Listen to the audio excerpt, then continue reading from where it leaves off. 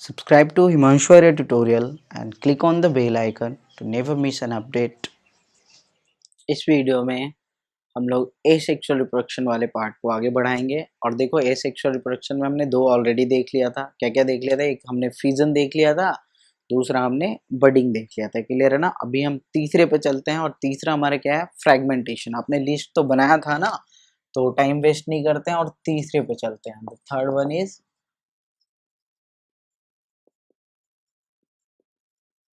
Fragmentation. Clear है ना?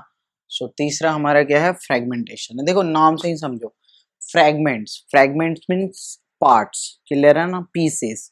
सो ये भी बेसिकली क्या है? एक एसेक्सुअल रिप्रोडक्शन का टाइप है, जिसमें क्या होगा कि ऑर्गेनिजम्स जो भी होंगे वो क्या होंगे? डिफरेंट टाइप ऑफ फ्रैगमेंट्स, यानी नंबर ऑफ फ्रैगमेंट्स में, नंबर ऑफ पीसेस में वो डिवाइड हो जाएंगे, स्प्लिट हो जाएंगे, टूट जाएंगे। क्लियर है? जिसमें हर फ्रैगमेंट के पास ये एबिलिटी होगा कि वो एक नया ऑर्गेनिज्म बना दे। क्लियर है ना? देखो, रीजनरेशन जब पढ़ोगे ना, तो रीजनरेशन में भी सेम ही चीज होगा लगभग। ठीक है?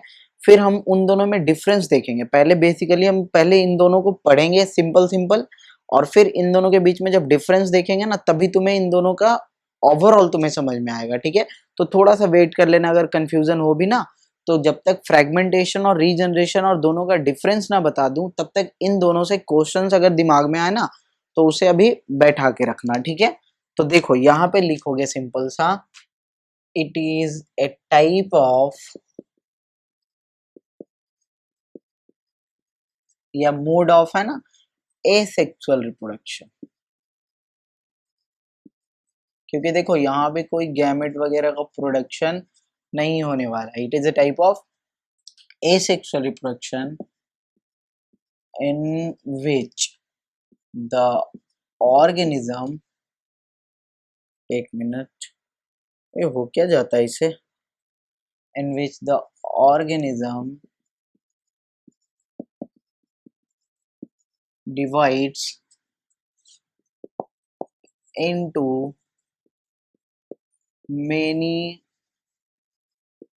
many pieces। लिख लो, many pieces या many parts। इसी को हम बोलते हैं fragments, where each fragment grows into an individual. जहां पे क्या होगा? हर फ्रेगमेंट क्या बन जाएगा? तो एक इंडिविजुअल में ग्रो कर जाएगा। आ रहा समझ में? So this is fragmentation. Example लिख लो इसमें।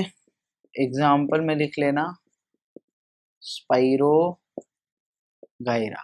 अब देखो, इसको क्या करो ना, एक डायग्राम से रिप्रेजेंट कर लो, स्पाइरो गायरा वाला केस। ठीक है? इसको जरूर याद रखोगे, इंपॉर्टेंट है।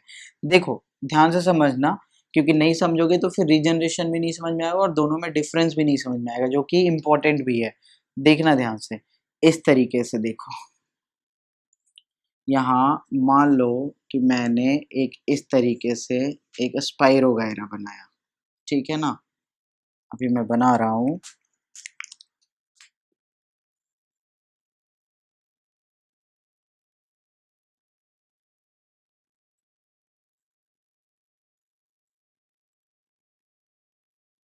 ठीक है? सिंपल सा बस। ठीक है ना?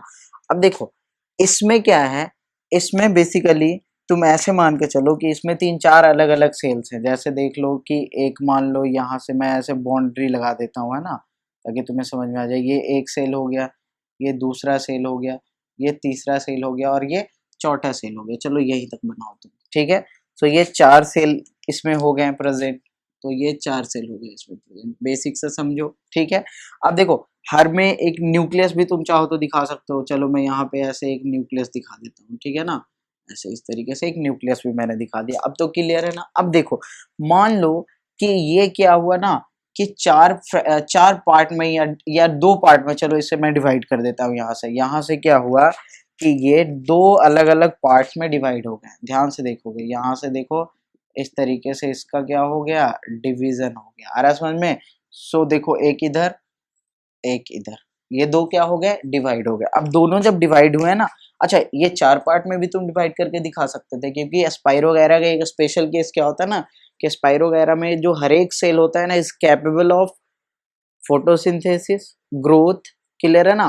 तो फोटोसिंथेसिस और ग्रोथ के लिए वो खुद कैपेबल होता है, एक सिंगल सेल भी। लेकिन रीजनरेशन के केस में ऐसा नहीं है, देखने को मिलेगा। ठीक है, वहां पे कुछ क्राइटेरियाज होंगे जिसे फुलफिल करना पड़ेगा। यहाँ पे कोई क्राइटेरिया नहीं है, यहाँ पे एक सिंगल सेल भी होगा, वो भी ग्रो करेगा, रिप्रोडक्शन करेगा, फोटोसिंथेसिस करेगा, और वो एक पूरा स्पाइरोगैरा स्पाइरोगैरा बना लेगा। सॉरी। तो देखो, तो ये क्या होगा ना, कि इधर एक अलग से स्पाइरो वगैरह बन जाएगा। ठीक है, जिसमें कि टोटल 4 सेल थे ना, तो 4 वाले ही बनाते हैं हम बेसिकली। तो यहाँ देखो एक अलग से ही बन गया स्पाइरो वगैरह। ठीक है, और इधर का भी एक अलग से ही तुम्हारा बन गया पूरा का स्पाइरो वगैरह, यानी इसमें क्या हो गए, ग्रोथ हो गए। ठीक है ना, आ रहा समझ में इतना। तो इसमें अलग से ग्रोथ हो गया और इसमें अलग से ग्रोथ हो गया। तो इसे इस तरीके से तुम चाहो तो दिखा दो।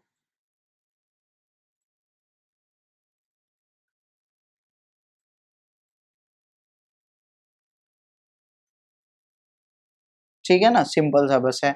उसी तरीके से इधर दिखा दो तुम। 1 minute 1 minute.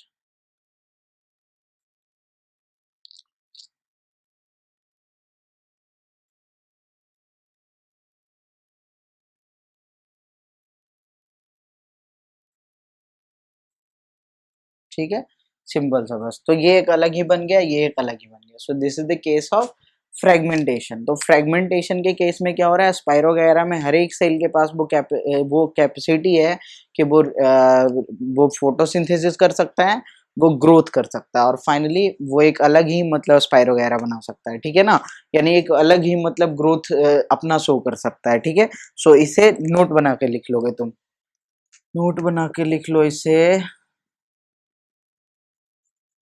In स्पाइरोगैरा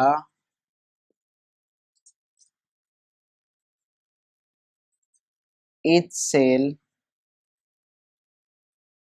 is capable of photosynthesis, comma, growth and multiplication. Clear है ना।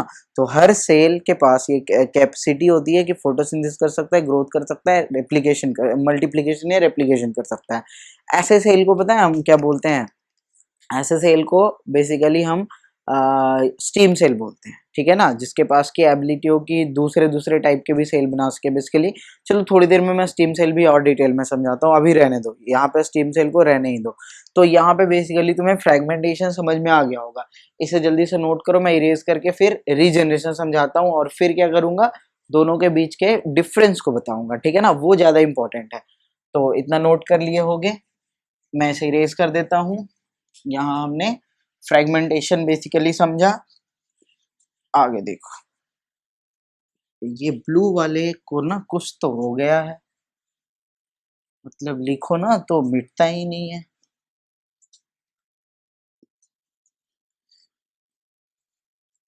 तो अब लिखेंगे, हमारा नंबर कौन सा हो जाएगा, 3 हो गया ना, तो चौथा नंबर लगा लो, है ना। तो फोर्थ नंबर लगा लो क्या, रीजेनरेशन। क्या लिखोगे, रीजनरेशन। अब देखो रीजनरेशन में समझो, फ्रेगमेंटेशन के ही जैसा सीन है यहाँ पे भी। रीजनरेशन में बेसिकली अगर तुम्हें मैं बोलूँ ना, ध्यान से सुनना, मैं क्या बोल रहा हूँ कि रीजनरेशन कोई रिप्रोडक्शन का टाइप ही नहीं है। ठीक है, अब तुम्हारे दिमाग में क्वेश्चन आ गया, सर जब टाइप नहीं है तो यहाँ क्यों पढ़ा रहे हो, फिर इसे कहीं दूसरे जगह ले जाके पढ़ा लो आप, है ना। तो देखो मैं ऐसा क्यों बोल रहा हूँ वो समझो, और यहाँ पे क्यों पढ़ना है वो भी समझो।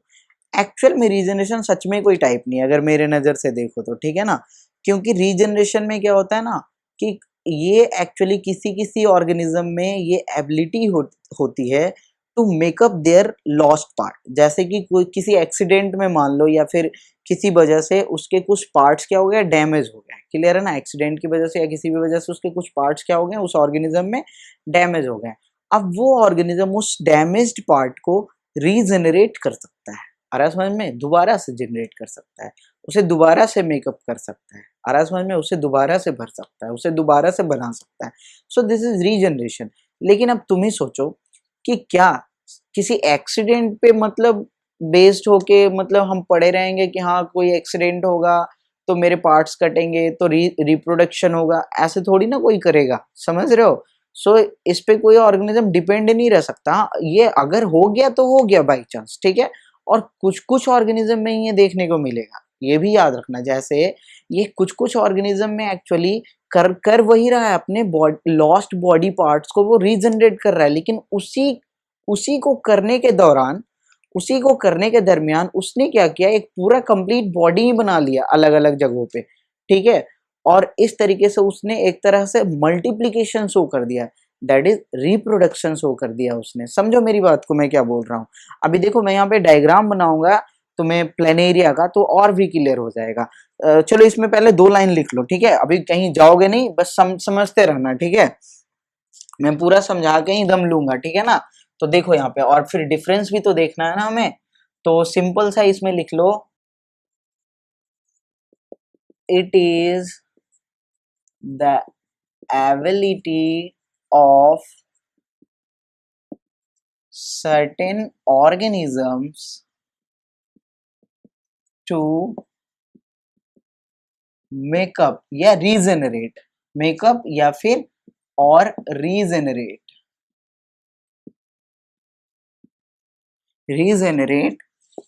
the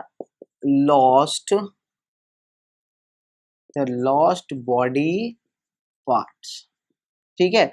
अब इसी मतलब लॉस्ट बॉडी पार्ट को रीजनरेट करने के दरमियान कुछ कुछ ऑर्गेनिज्म में ये मल्टीप्लिकेशन शो कर देता है, ठीक है। तो उसे भी लिख लोगे, it is helpful in multiplication of planaria.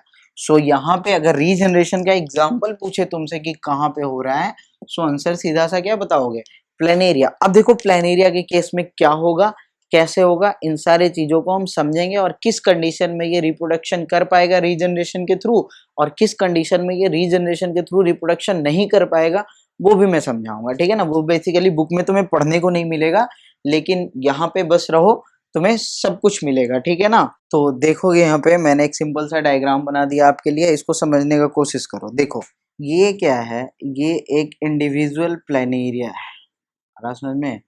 अब देखो क्या हुआ कि बाई एक्सीडेंट क्या हुआ है, इसके बॉडी ना 3 अलग अलग पार्ट्स में डिवाइड हो गए हैं, देख लो, एक पार्ट, दूसरा पार्ट, तीसरा पार्ट, ये 3 पार्ट में डिवाइड हो गए हैं। अब देखो क्या हुआ कि देखो रिप्रोडक्शन नहीं हो रहा है यहाँ पे, सबसे पहले तो आप ये दिमाग में रखो, रिप्रोडक्शन तो कब होगा मैं समझा दूंगा कि रिप्रोडक्शन में इसे क्यों पढ़ रहे हैं। बेसिकली यहाँ हो क्या रहा है कि इसका देखो कौन कौन सा पार्ट डैमेज हुआ है। तो अगर मैं सिर्फ इस वाले पोर्शन की बात करूं, ऊपर वाले पोर्शन की, तो इसका ये मिडिल पोर्शन और लोअर पोर्शन दोनों गायब हो चुका है। अगर मैं इस वाले पोर्शन की बात करूं तो इसका अपर पोर्शन और लोअर पोर्शन गायब हो चुका है, और अगर मैं इस वाले पोर्शन की बात करूं तो इसका मिडिल पोर्शन और अपर पोर्शन गायब हो चुका है, यानी एक्सीडेंट की वजह से। आ रहा है समझ में ना इतना। अब देखो इसने क्या किया, इसने देखो अपर पोर्शन तो इसका अपना है, देखो ध्यान से, अपर पोर्शन तो इसका अपना है, ये क्या है, ये है सेल्फ। लेकिन ये क्या है, तो ये तो रीजनरेट हुआ है ना, रीजनरेटेड पार्ट। आ रहा है समझ में। तो ये मिडिल वाला भी और लोअर वाला भी दोनों। उसी तरह इसमें देखो, तो इसमें देखो ये वाला पोर्शन जो है ना, ये मिडिल पोर्शन, ये पोर्शन इसका क्या है, अपना है। आ रहा है समझ में। इसमें अगर देखो तो इसमें देखो लोअर पोर्शन क्या है, तो अपना है। आ रहा है समझ में। बाकी सब क्या हुआ है, रीजनरेट हुआ है। क्लियर है ना, इतना समझ में आ रहा है आपको। अब देखो क्या हुआ, तो यहाँ पे क्या हुआ, एक्चुअल में रिप्रोडक्शन नहीं किया इसने, इसने क्या किया, अपने लॉस्ट पार्ट को वापस से रीजनरेट किया। दैट मीन्स जैसे अपनी सोचो ना कि हमारे बॉडी में कहीं चोट वोट लग जाता है, कहीं छिल जाता है, तो वहां पे रीजनरेट होता है ना वहां के टिश्यू, यही काम इसने किया, ठीक है ना। सिंपलर ऑर्गेनिज्म है ना, तो लोअर लेवल पे इसने अपने पूरे बॉडी को ही बना लिया। अब देखो जब इसने पूरे बॉडी को ही बना लिया, तो यहाँ पे नंबर तो 1 से 3 हो गए ना। आ रहा है समझ में। एक्चुअली एक्सीडेंट हुआ था इससे मरने के लिए, ध्यान से समझो, इसे मरने के लिए एक्सीडेंट हो गया था, 3 भाग में कट गया था कि अब मर जाएगा। लेकिन इसने तो मतलब कमाल ही कर दिया, इसने तो 3 और नए ऑर्गेनिज्म बना लिए, 1 से और 3 बन गया, 2 और नंबर में इंक्रीज हो गया। समझ रहे हो बात को? सो इसीलिए इसे हम रिप्रोडक्शन के सेक्शन में पढ़ लेते हैं। आया समझ में? तो यहाँ पे इतना समझ में आया आपको। और ये तुम्हें देखने को मिलेगा एक्चुअली लोअर वाले ऑर्गेनिज्म में। जैसे जैसे हायर ऑर्गेनिज्म में जाओगे ना, कॉम्प्लेक्स ऑर्गेनिज्म में जाओगे ना, तो डिग्री ऑफ रीजनरेशन ना धीरे धीरे घटता चला जाएगा। जैसे देखो ना, लिजार्ड में देखो रीजनरेशन हो रहा है, लेकिन सिर्फ टेल में। बिल्कुल।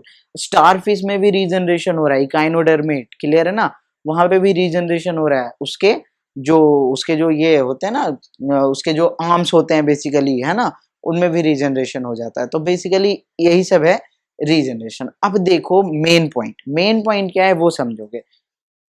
देखो, मेरा क्वेश्चन है आप लोगों से ये कि अगर इस प्लेनेरिया को मैं 10 भागों में बांटता, ठीक है, तो क्वेश्चन यहाँ पे राइज करूंगा, ठीक है ना। ध्यान से देखना, एक प्लेनेरिया है और एक तुम्हारा स्पाइरोगायरा है, ठीक है। मैंने प्लेनेरिया को 10 पार्ट्स में डिवाइड किया और मैंने स्पाइरोगायरा को भी 10 पार्ट्स में डिवाइड किया, क्लियर है ना। यानी बाई एक्सीडेंट या किसी भी तरीके से ये 10 पार्ट में डिवाइड हो गए हैं, इसके 10 पीसेस बन गए हैं, 10 फ्रेगमेंट्स बन गए हैं, और इसके भी 10 पार्ट्स बन गए हैं। तो क्या ये 10 प्लेनेरिया को जन्म देगा और क्या ये 10 नए स्पाइरोगायरा को जन्म देगा? यही मेरा क्वेश्चन है, जरा सोच के बताना, ठीक है। और ये अगर आपने सही सही बताया तो फिर आगे आपको समझ में आ जाएगा, वरना नहीं आएगा, ठीक है। तो देखो मैं यहाँ पे बताता हूँ, आप लोगों ने सोच लिया होगा ना अब तक। तो देखो, प्लेनेरिया को अगर 10 पार्ट में डिवाइड करोगे ना, तो ये नहीं करेगा, ये 10 प्लेनेरिया नहीं बनाएगा। लेकिन अगर स्पाइरोगायरा को 10 पार्ट में करोगे ना, तो ये बना लेगा। ये मेरा आंसर है। अब समझो क्यों, ठीक है ना। यहाँ पे एक क्वेश्चन आ गया ना कि सर आपने ऐसे ही बोल दिया, मैं मान थोड़ी लूंगा ऐसे। आप इसे प्रूफ करके भी तो बताओ ना, कुछ तो वैलिड रीजन दो जिससे कि मैं मान लूं इसे। तो बिल्कुल मिलेगा। देखो, स्पाइरोगायरा में मैंने एक लाइन बोला था कि each cell is capable of photosynthesis, growth and multiplication. तो यहाँ पे देखो, 10 पार्ट में हर पार्ट में एक सेल ना, एक सेल तो एटलीस्ट होगा ही होगा ना। इस बात को समझो, ठीक है। इनफैक्ट एक सेल से ज्यादा ही होगा, आप बिल्कुल सोच सकते हो। तो यहाँ पे तो 10 के 10 स्पाइरोगायरा बन जाएंगे। लेकिन प्लेनेरिया के केस में देखो, प्लेनेरिया थोड़ा हायर ऑर्गेनिज्म हो गया है। अगर डाइवर्सिटी में बात करें तो प्लेनेरिया थोड़ा हायर हो गया है। तो यहाँ पे क्या है कि यहाँ पे एक चीज देखने को आपको, मतलब एक चीज यहाँ पे देखना पड़ेगा आपको कि प्लेनेरिया केस में बेसिकली ना लगभग 30 to 33% बॉडी पार्ट्स एक पार्ट में मिलेगा ना, तभी वहां पे मतलब कि एक तरह से मल्टीप्लिकेशन हो पाएगा। वैसे देखो, एक और यहीं पे एग्जांपल बताता हूँ। इसी प्लेनेरिया को मैंने 10 पार्ट में नहीं बांटना है। देखो, इस बार मैं इसे 10 पार्ट में नहीं बांट रहा हूँ। इस बार देखो क्या कर रहा हूँ कि जैसे मान लो इस तरीके से हमारा ऐसे प्लेनेरिया है ना। अब मैंने प्लेनेरिया का देखो बस छोटा सा पार्ट मैंने ऐसे कट किया, ध्यान से दिख रहा है ना आपको। ये मैंने यहाँ पे एक छोटा सा, चलो मैं इधर हो जाता हूँ। देखो मैंने क्या किया, एक छोटा सा पार्ट कट किया। तो अब क्या हो गया, ये देखो, एक ऊपर वाला हिस्सा, एक नीचे वाला हिस्सा। तो ऊपर ये वाला जो हिस्सा है ना, नंबर 1, और इसे मैं दे देता हूँ नंबर 2, ठीक है। तो नंबर 1 जो है ना, वो नंबर 2 बना लेगा, ठीक है। लेकिन नंबर 2 नंबर 1 को नहीं बना पाएगा। आ रहा समझ में? तो यहाँ पे मल्टीप्लीकेशन हुआ क्या? नहीं हुआ। आ रहा समझ में ना? क्लियर है? क्योंकि यहाँ पे जो सेकंड पार्ट है ना, वो बहुत ही छोटा है, 30% से बहुत कम है। तो ऐसे ही अलग अलग ऑर्गेनिज्म में ना ये परसेंटेज वेरी करेगा, ये परसेंटेज क्या करेगा, वेरी करेगा। अब उसमें भी क्या चीज है सर कि ऐसा हो रहा है? तो यहाँ पे एक चीज हमें समझना होगा, स्टीम सेल। देखो मैंने इसीलिए इस स्टीम सेल को पीछे नहीं समझाया था तुम्हें, मैंने बोला ना थोड़ा देर बस वेट कर लो। तो देखो, स्टीम सेल एक्चुअली एक ऐसा सेल होता है which has the capability, which has the capacity to form other cells also। Stem cell ऐसे सेल को बोलते हैं जो कि मतलब दूसरे दूसरे सेल को भी बना सकता है, तभी तो वो पूरा बॉडी बना पाएगा ना। क्या उसके पूरे बॉडी में सेम ही सेल प्रेजेंट होंगे? नहीं सर, ऐसा थोड़ी होता है, ठीक है। तो ये स्टीम सेल अगर वहां पे प्रेजेंट है, और वो भी एक मतलब कि एक ऐसे अमाउंट में जो कि पूरे बॉडी को बनाने के लिए मतलब कि सक्षम हो, ठीक है ना। ऐसा नहीं कि एक दो स्टीम सेल हो तो उतने से ही काम चल जाएगा। तो इसीलिए प्लेनेरिया के केस में लगभग 33% वाला केस होता है। तो किसी भी बुक में देखोगे ना तो प्लेनेरिया को 3 भाग में बांटेगा और तीनों से 3 मतलब एक-एक नए-नए प्लेनेरिया को बना के दिखा देगा। वहाँ 10 प्लेनेरिया बना के नहीं दिखाएगा, लेकिन फ्रेगमेंटेशन में तुम 10 बना लो, कोई दिक्कत नहीं है। समझ में आया बेसिक डिफरेंस मतलब रीजनरेशन और फ्रेगमेंटेशन में? मेरे ख्याल से समझ में आ गया होगा, ठीक है ना? अगर इसके बाद भी समझ में नहीं आया ना तो तुम फ्री हो, कमेंट करो, है ना? मैं उसके बाद जब लाइव आऊँगा तो आपके तो जो भी क्वेश्चंस होंगे मैं उसका सॉल्यूशन दूँगा, ठीक है ना? तो इतना समझ में आया आपको? अब क्या करता हूँ मैं, इसे इरेज़ कर रहा हूँ बस।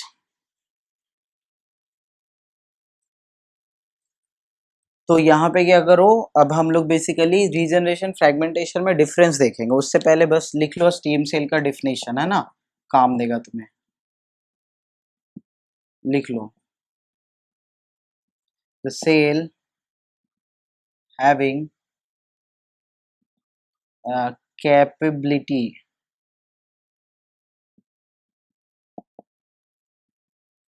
to develop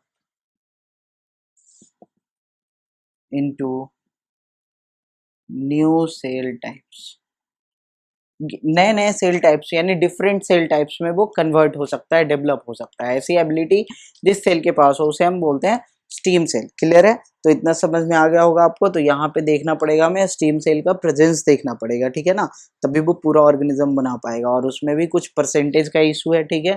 तो प्लेनेरिया और स्पाइरो वगैरह दोनों का केस आप अच्छे से समझ गए होगे। अभी क्या करो, इसे जल्दी से नोट करो, मैं इरेज करता हूँ, फिर मैं बताता हूँ एक टेबुलर फॉर्म में difference between regeneration and fragmentation, और उसके बाद फिर स्पूफ फॉर्मेशन पढ़ेंगे, ठीक है ना? आज तीन टॉपिक कवर करेंगे हम लोग, क्योंकि ये दोनों छोटा छोटा टॉपिक है बेसिकली।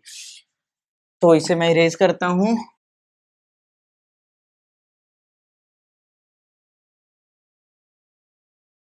तो क्या करना है, हमें डिफरेंस लिखना है। तो एक साइड क्या करो, रीजनरेशन लिख लो। अच्छा, पहले मैंने रीजनरेशन लिख दिया, कोई नहीं, जैसे भी लिख लो। इधर फ्रेगमेंटेशन लिख लो, या आप इधर फ्रेगमेंटेशन लिख सकते हो, उससे तो कोई मतलब ही नहीं है ना हमें। सो सबसे पहले रीजनरेशन में लिखोगे, ऐसे लिख लो, it is the ability to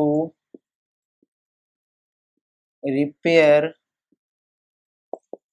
the lost part and make up, अच्छा एक minute, repair the injured parts कर लो यहाँ पे,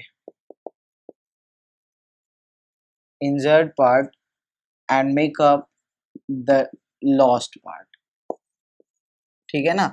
देखो, जो पार्ट भी इंजर्ड हो गए हैं उसे रिपेयर कर सकता है, या फिर जो पार्ट लॉस कर चुके हैं उसे क्या कर सकता है, दोबारा से ये मतलब बना सकता है, ठीक है ना? तो ये इतना समझ में आया आपको? इसके बाद देख लो, इसी के जैसा इधर पॉइंट्स लिख लो, लिख लो, it is the breaking of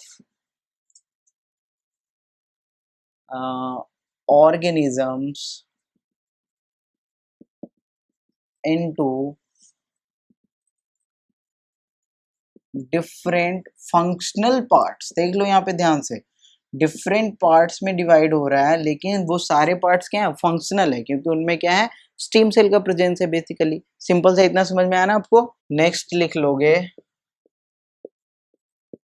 the ability of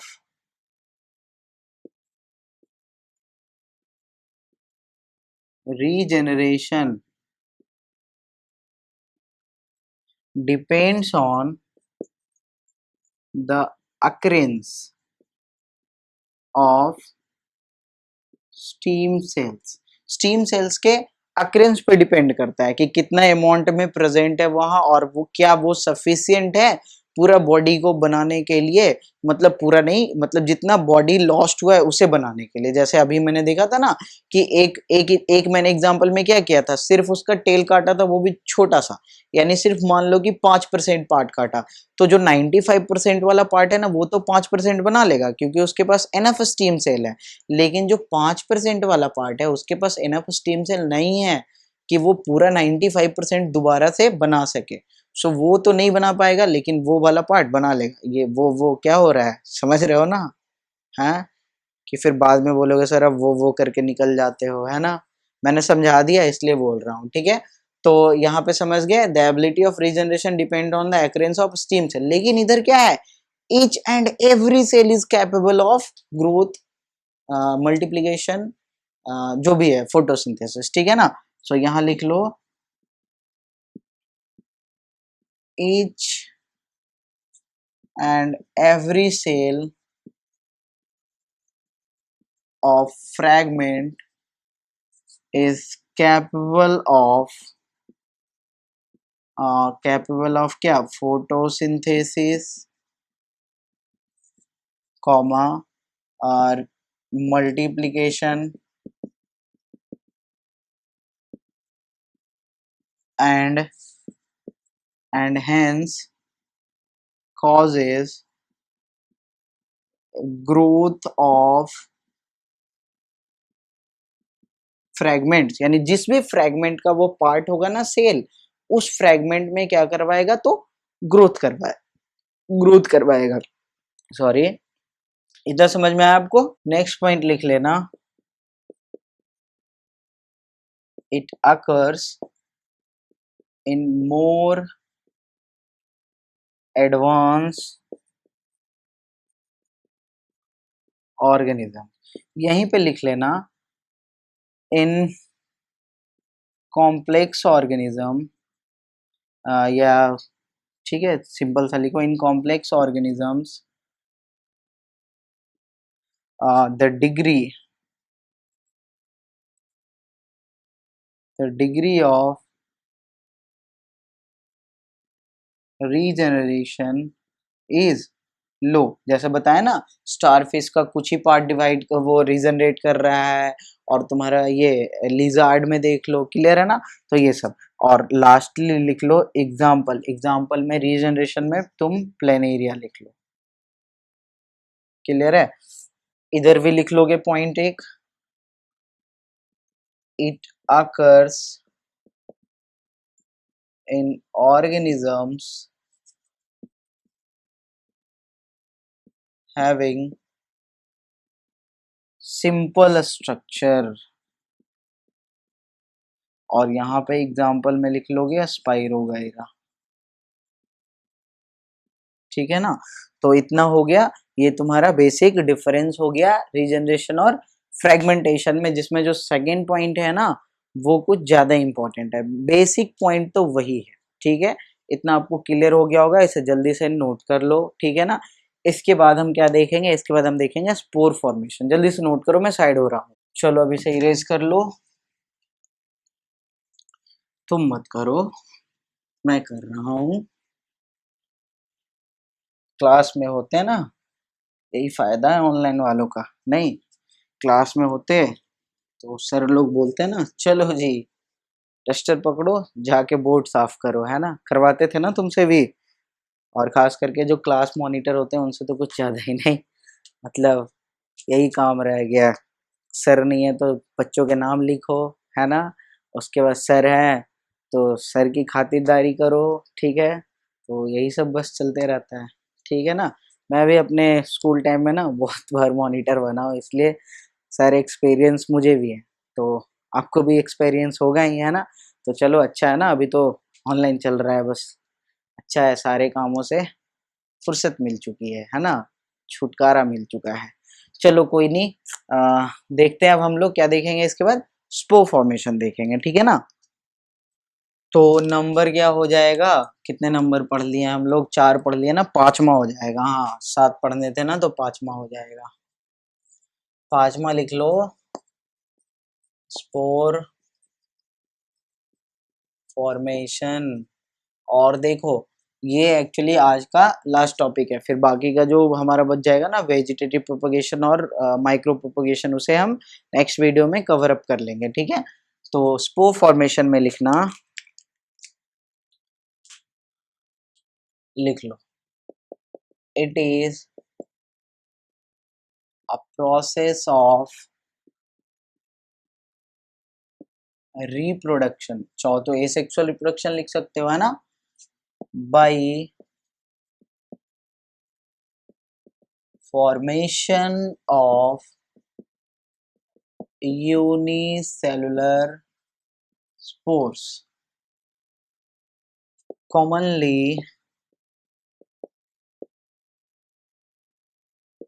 found in, कहाँ मिलते हैं देखने को, फंगी में। कहाँ मिलता है तो फंगी में मिलता है भाई। फंगी समझते हो ना, मशरूम भी तुम्हारा एक फंगी ही है बेसिकली, ठीक है। फंगी के एक्चुअली बहुत सारे टाइप्स होते हैं, पढ़ोगे ना जब फंगी के डाइवर्सिटी पढ़ोगे ना, तो वहाँ माइस्टीज करके आते हैं, एस्कोमाइस्टीज, बेसिडियोमाइस्टीज, ड्यूटेरोमाइस्टीज, एक और होता है मैं भूल गया, एक और क्या होता है मुझे याद नहीं है, ठीक है, कोई नहीं, अब बाद में पढ़ लेना, है ना, 11th में पढ़ना है बेसिकली, ठीक है। सो यहाँ पे ये बेसिकली कहाँ देखने को मिलता है, फंगी में देखने को मिलता है। यहाँ क्या होता है तो यूनिसेलुलर स्पोर्स बनते हैं। एक्चुअली देखो यहाँ क्या होता है ना, एक स्ट्रक्चर बनता है जिसे हम बोलते हैं स्पोरेंजियम, और स्पोरेंजियम के अंदर ना रिपीटेड रिपीटेड मतलब सेल डिवीजन होता है, जिसकी वजह से ढेर सारे मतलब कि स्पोरेंजियम बनते हैं। जैसे याद करो मल्टीपल फिजन में भी ऐसा ही हो रहा था, रिपीटेड सेल डिवीजन, और थोड़े थोड़े साइटोप्लाज्म को लेकर ढेर सारे सेल्स बन रहे थे। तो यहाँ भी सेम ही होगा, उस स्पोरेंजियम के अंदर चलेगा ये काम, ठीक है ना, और उस स्पोरेंजियम के अंदर ढेर सारे स्पोर्स बन जाएंगे, और एक बार क्या होगा, स्पोरेंजियम बस्ट करेगा, स्पोरेंजियम फटेगा, और जैसे ही स्पोरेंजियम फटेगा तो उससे ढेर सारे स्पोर्स निकलेंगे, और वो स्पोर्स ना हवा में ऐसे ही, मतलब देखो जब फटता है ना तो अंदर से एक प्रेशर के साथ निकलता है, एक फोर्स के साथ निकलता है, और जब वो निकलता है तो हवा में ना दूर दूर तक फैल जाता है, ठीक है। कुछ तो ऐसे ही नॉर्मली, और कुछ कुछ हवा के द्वारा भी बहा लिए जाते हैं। तो ये फंगी ना मतलब अलग अलग जगहों पे फैल जाते हैं। अब देखो वहां पे वो ग्रो नहीं करता है, फिर वहां पे अगर उसे फेवरेबल कंडीशन मिल गया, अगर उसे फेवरेबल कंडीशन मिल गया, और इन सभी को फेवरेबल कंडीशन बेसिकली होता है कि जहाँ पे न्यूट्रिएंट्स प्रेजेंट हो इसे खाने पीने का, और थोड़ा बहुत ह्यूमिडिटी प्रेजेंट हो, और थोड़ा बहुत एक तरह से टेम्परेचर प्रेजेंट हो, है ना। तो ऐसे जगहों पे ये खास करके ग्रो कर जाता है। और फंगी का एक स्पेशल फीचर भी तुमने पढ़ा होगा ना लाइफ प्रोसेस में, कि फंगी एक्स्ट्रा सेलुलर डाइजेशन करता है। क्या करता है फंगी, जहाँ प्रेजेंट होते हैं अपने एंजाइम को रिलीज कर देता है बाहर, और बाहर ही बाहर वो चीज़ों को डाइजेस्ट करके और सॉल्युबल फॉर्म में बदल के, और फिर उस सॉल्युबल फॉर्म को एब्जॉर्ब कर लेता है, और इस तरह से उसका डाइजेशन यानी न्यूट्रिशन बेसिकली कंप्लीट होता है, ठीक है ना। तो ये सब कुछ बेसिक चीजें जो आप जानते हो पहले से, ठीक है। और यहाँ पे मैंने क्या बताया, क्या बताया मैंने, देखो मैं फिर से भूल गया, हम कहाँ थे कि ये क्या है, इसमें यूनिसेलुलर स्पोर्स बनते हैं, और ये कहाँ मिलता है, फंगी में मिलता है, ठीक है ना। तो लिखना है इसमें, अगला पॉइंट है ना, मैंने थोड़ा बहुत समझा दिया, उसी को बस लिख पाऊंगा। लिखो, in this process a bag like a structure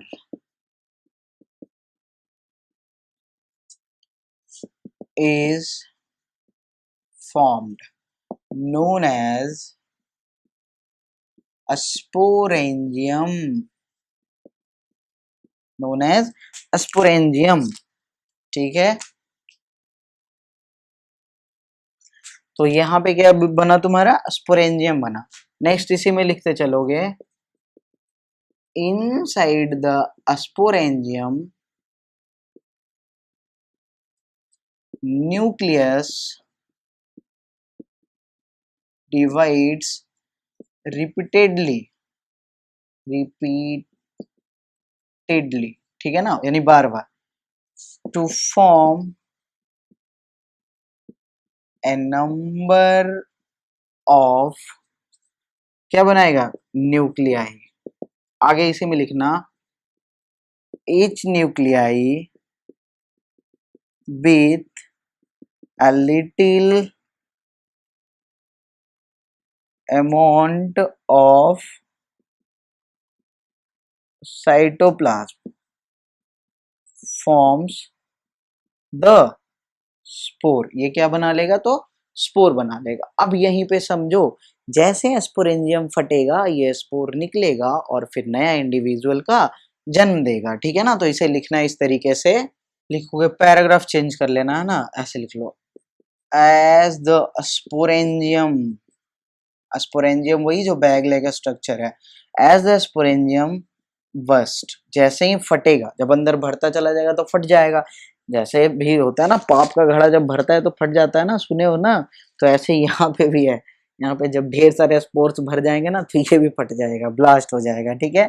so as the sporangium burst, the spores the spores क्या हो जाएंगे, gets liberated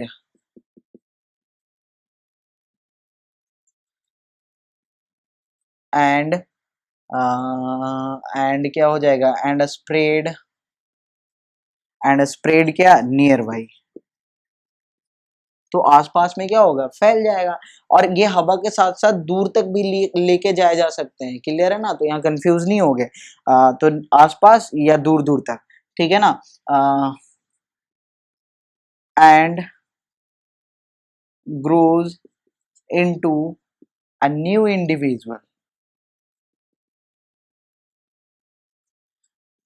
on getting the favourable condition.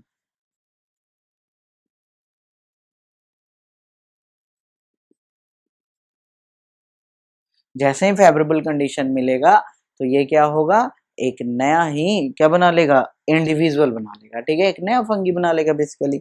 Example में लिख लो इसके, है ना? एग्जाम्पल में लिख लो राइजोपस, ठीक है, जिसका जो कॉमन नेम है ना वो है ब्रेड मॉड। देखते हो ब्रेड पे जो लग जाता है हरा हरा सा fungi, that is actually Rhizopus. तो इसमें क्या होते हैं, तो देखो इसका तुम चाहो ना तो डायग्राम बना के ऐसे देख सकते हो, नीचे जगह है। हाँ भाई, इतने में तो बना ही दूंगा। देखो यहाँ से शुरू करते हैं ना, यहाँ से दिख जाएगा। यहाँ से देखो नीचे ऐसे इस तरीके से रूट्स दिखा दो, है ना? और इसमें ना ऐसे ऐसे अलग अलग तुम, मतलब कि ऐसे दिखा दो।